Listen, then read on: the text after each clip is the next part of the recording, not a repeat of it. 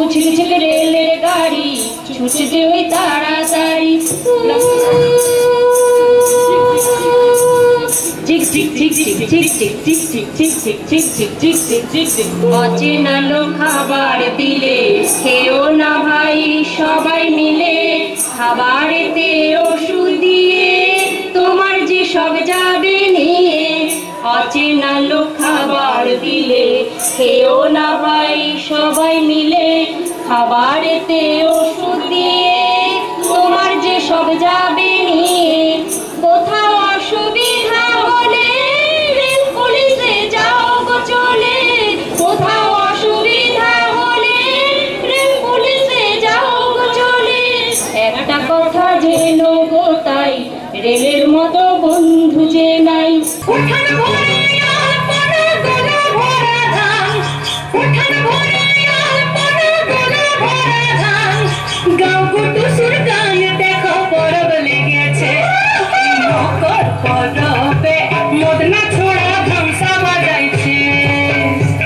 এই মকর পরবে মদনা ছোড়া ধামসা বাজাইছে আরে টুসহুনি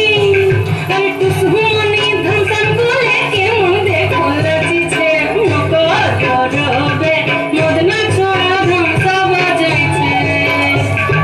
মকর পরবে মদনা ছোড়া ধামসা বাজাইছে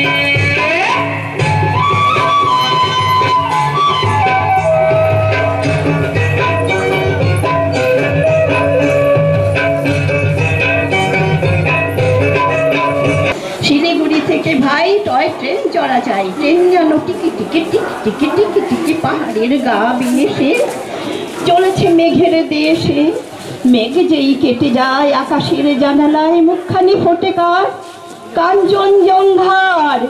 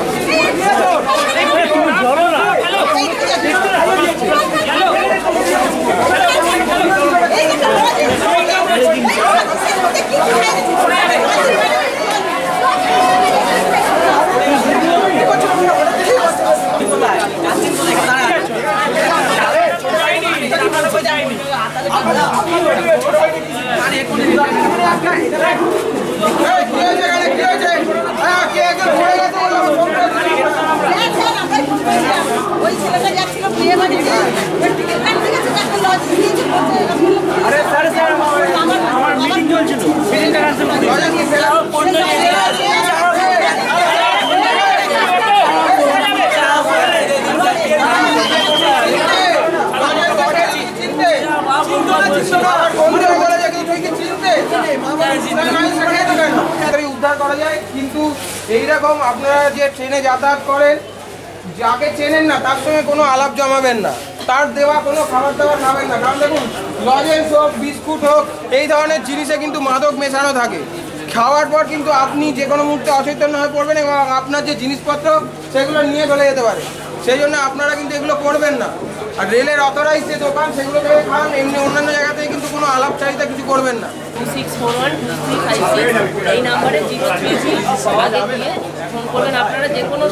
কোনো সময় আপনাদের যে কোনো সমস্যার আমরা সমাধান করার চেষ্টা করব দেখুন আপনারা যারা আছেন যে যার কাজে যান কিন্তু এইগুলো একটু মাথায় রাখবেন ওভারব্রিজ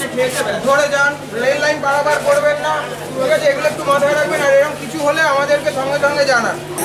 মিশনের গাড়িটা মাইপা চলে ঘড়ির কাঁটা প্ল্যাটফর্মে বৈশা ভাবি কখন বাজে 12টা কখন বাজে 12টা কখন বাজে 12টা কখন বাজে 12টা বেলুড় জিআরপিএস এর তরফ থেকে এবং